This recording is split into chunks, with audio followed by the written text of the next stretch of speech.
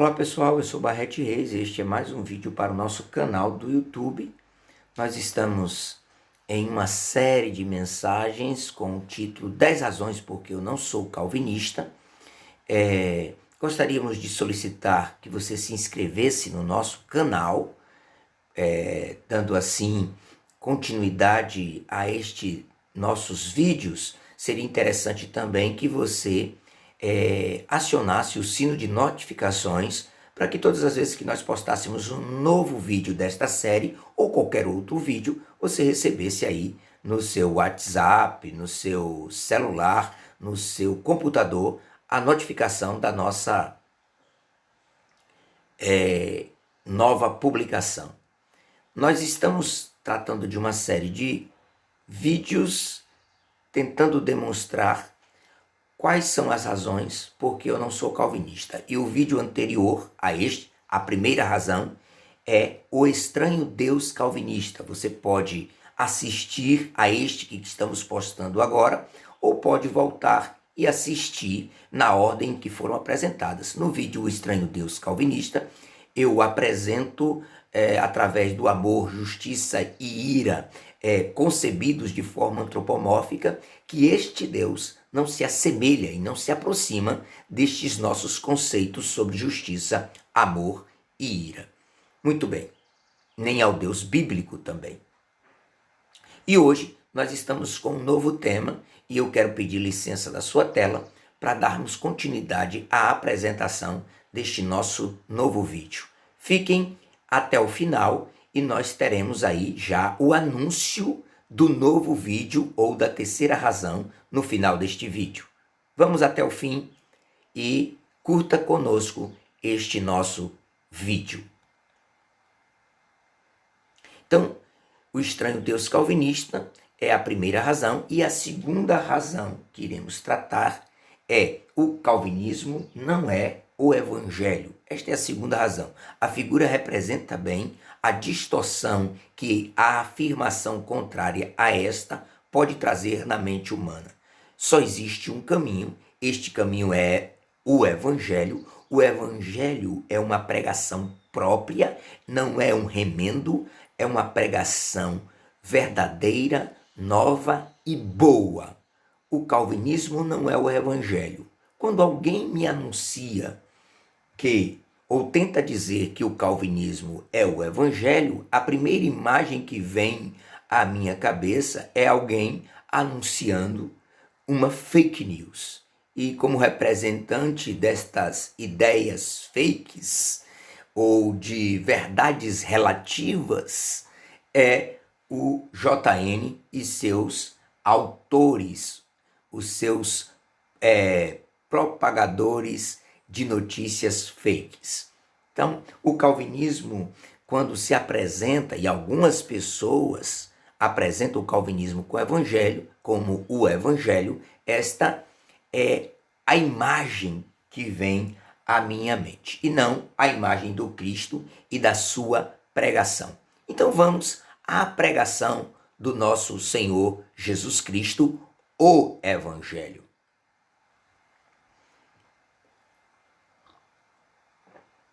Mateus 11,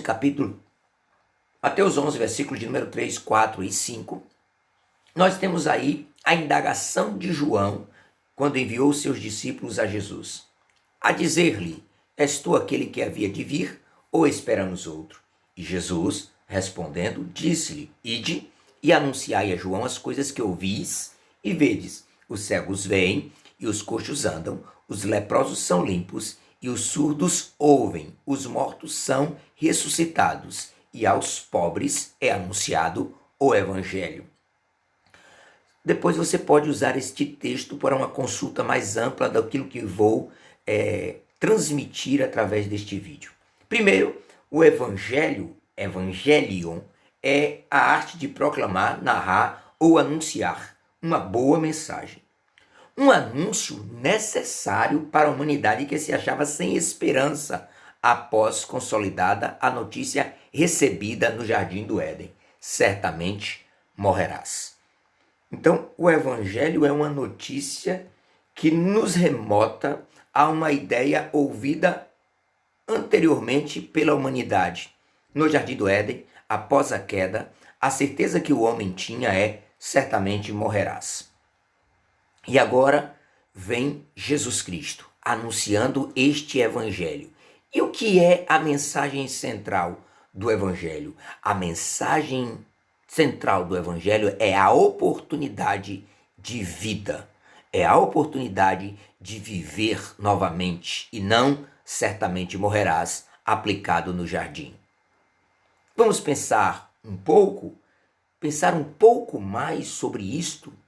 O que produziu espanto e escândalo e acabou sendo um dos motivos, quero destacar aqui, um dos motivos não significa que é o motivo principal, nem o único motivo, mas é um dos motivos que originou a perseguição a Jesus. Foi o fato de que oferecia salvação aos pobres. Na mentalidade dos grandes de Israel, guiados pelo sistema de pureza, afirmava-se que os pobres já estavam condenados por antecipação, pois pelo fato de não conhecerem a lei, tornavam-se malditos. João 7,49, mas esta multidão, que não sabe a lei, é maldita. Então você nota aqui que havia um sentimento de desprezo pelos príncipes, pelos mestres, àqueles que não conheciam a lei, e como você sabe muito bem, a educação era difícil, apesar de alguns quererem transformar todo judeu em alguém plenamente educado e ensinado. Isso não é uma verdade, nem é uma realidade dentro do contexto que aqueles homens estavam vivendo.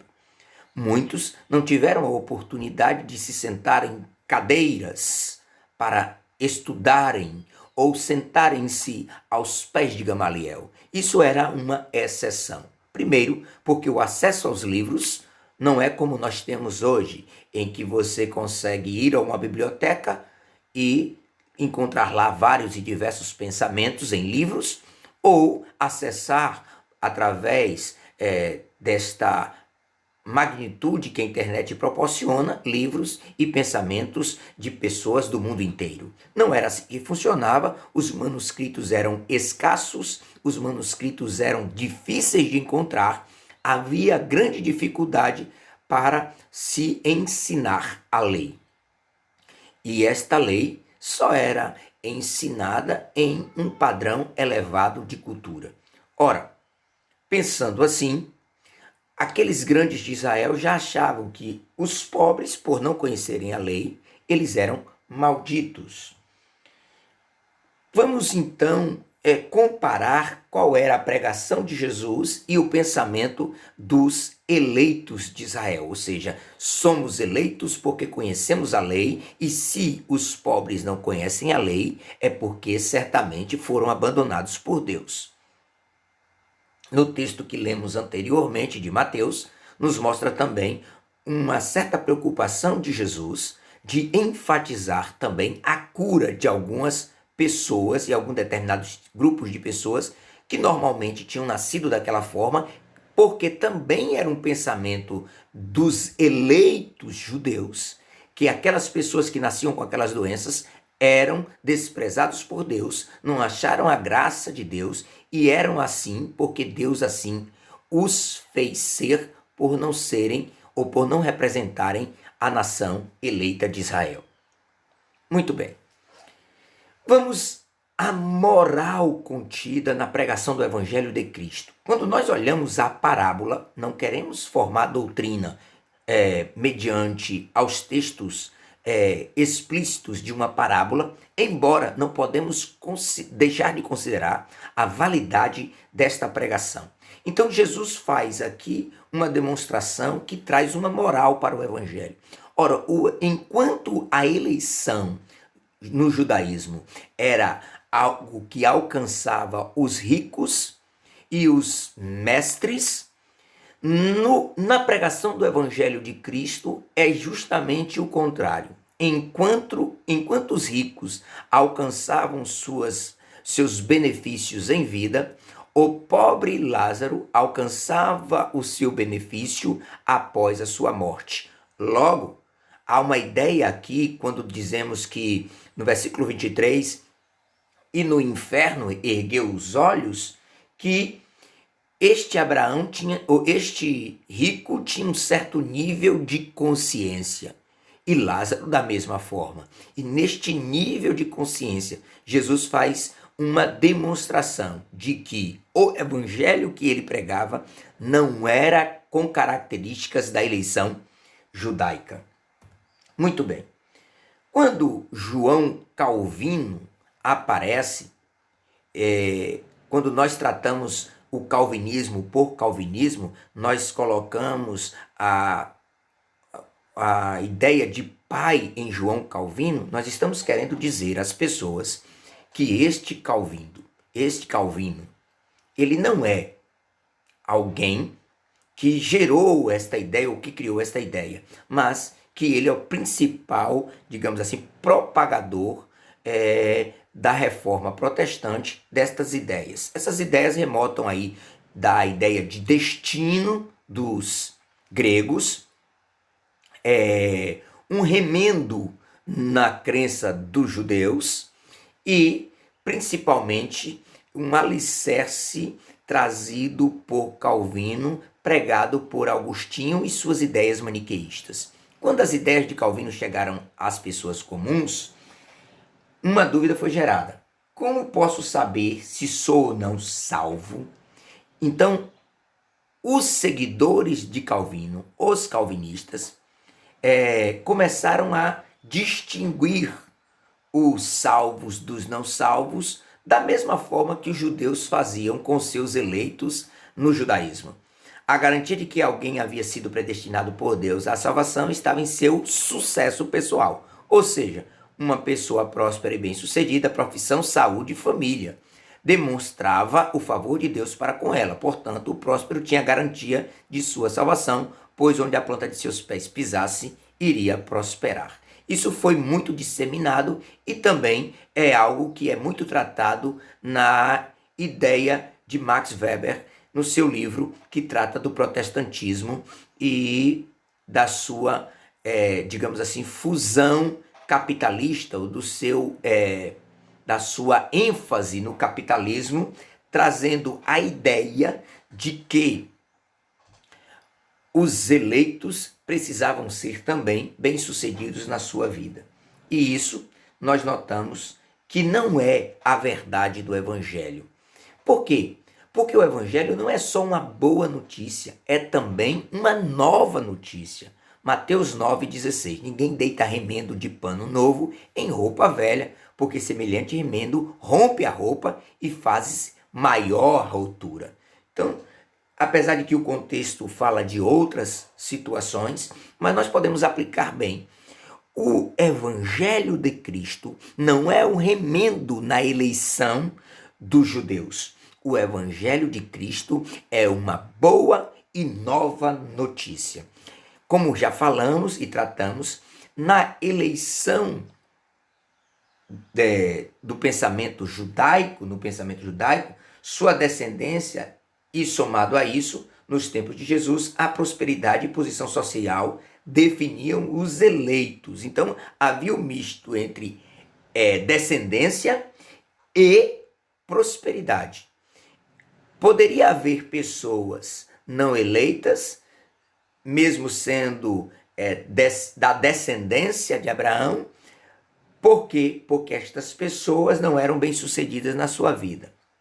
O remendo colocado no calvinismo, o remendo novo na velha roupa judaica, associada à crença no destino, uma velha roupa grega, estendeu a eleição dos judeus aos gentios, e essa forma de crer não produziu uma boa notícia a todos os homens.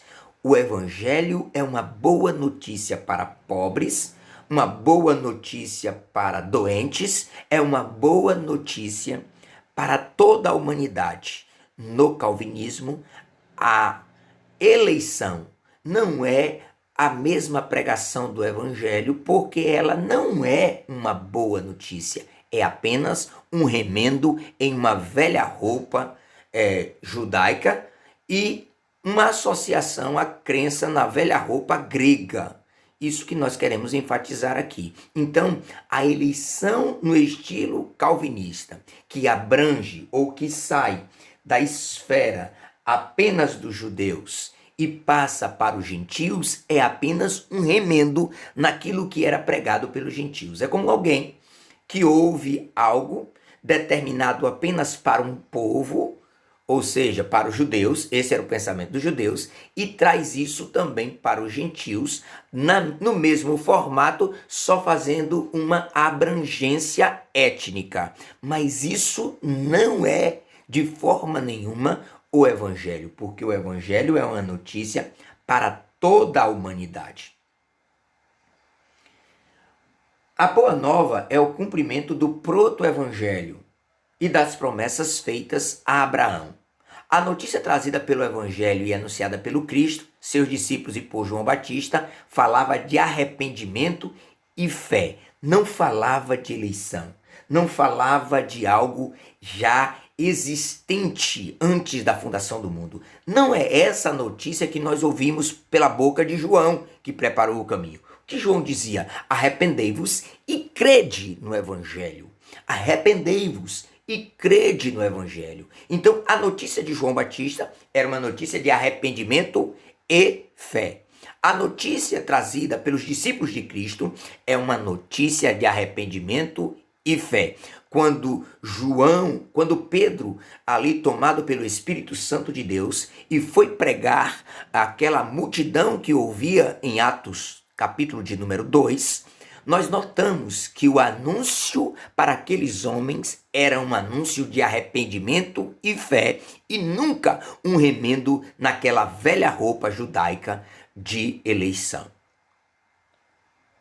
Gênesis capítulo 3, versículo 15, demonstra aquilo que nós falamos anteriormente sobre o que seria o Evangelho, que é o proto-evangelho e também as promessas feitas a Abraão.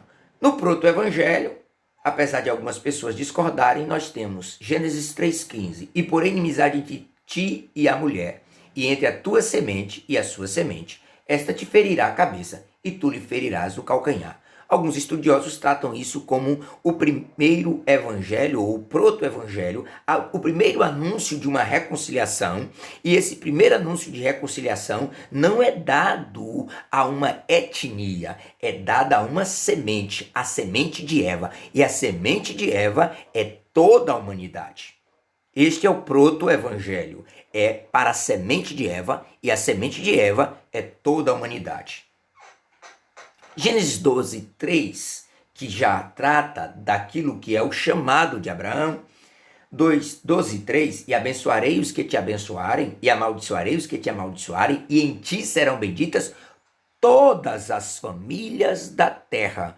Também a promessa feita a Abraão abrange todas as famílias da terra e não somente à exceção dos eleitos, que era a pregação judaica e se transformou no remendo da eleição calvinista.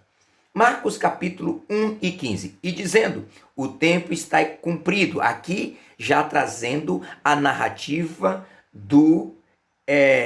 da pregação de João, e dizendo, o tempo está cumprido e o reino de Deus está próximo, arrependei-vos e crede no Evangelho. Então, a mensagem de João, que abriu o caminho, que preparou o caminho, também era uma mensagem de arrependimento e fé, e não de eleição. Ainda continuando, apareceu João Batista no deserto e pregando o batismo de arrependimento para a remissão dos pecados. Então, João Batista, que preparava o caminho, pregava arrependimento e fé. Esta é a mensagem do Evangelho. Atos 16, 31 é a voz dos discípulos agora, e Paulo está dizendo àquele homem do cárcere, e eles disseram, crê no Senhor Jesus Cristo e serás salvo, tu e a tua casa. Esta é a verdadeira mensagem do Evangelho. Aqui estão as referências lidas, e vamos agora para a nossa conclusão do nosso vídeo. Muito bem. O calvinismo não é o Evangelho pelos seguintes pontos. Primeiro, o calvinismo não é o evangelho tem mensagem própria. Segundo, o calvinismo não é o evangelho, ele não traz uma notícia boa para toda a humanidade. O calvinismo não é o evangelho por não ter a capacidade de reverter os efeitos da queda. E o evangelho tem potência para reverter todo o efeito da queda. Romanos capítulo 5, versículo de número 18. Aqui é a carta dos calvinistas. Pois assim como por uma só ofensa veio juízo sobre todos os homens para condenação, assim também por um só ato de justiça veio a graça sobre todos os homens para a justificação de vida. Então, a mensagem do evangelho alcança e reverte os efeitos da queda em toda a humanidade. E o calvinismo também não é o evangelho por não ter essa capacidade de reverter os efeitos da queda. Gostaram do nosso vídeo? Dê o seu like, comentem. Nós estaremos respondendo aqui na medida do que for possível. E compartilhe os nossos vídeos com seus amigos e, quem sabe, leve ao caminho dos debates aquilo que foi dito neste